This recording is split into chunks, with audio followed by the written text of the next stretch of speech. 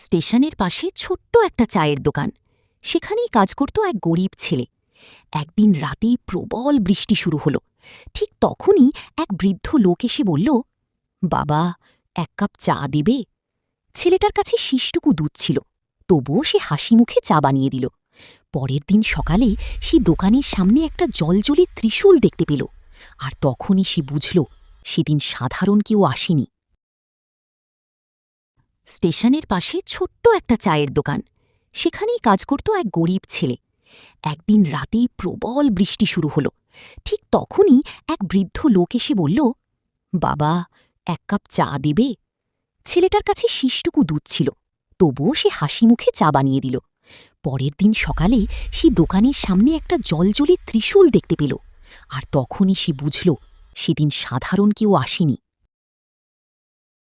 স্টেশনের পাশে ছোট্ট একটা চায়ের দোকান। সেখানেই কাজ করত এক গরিব ছেলে। একদিন রাতেই প্রবল বৃষ্টি শুরু হল।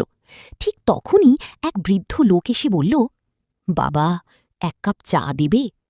ছেলেটার কাছে শিশটুকু দুধ ছিল, তবুও সে হাসি মুখে চা বানিয়ে দিল।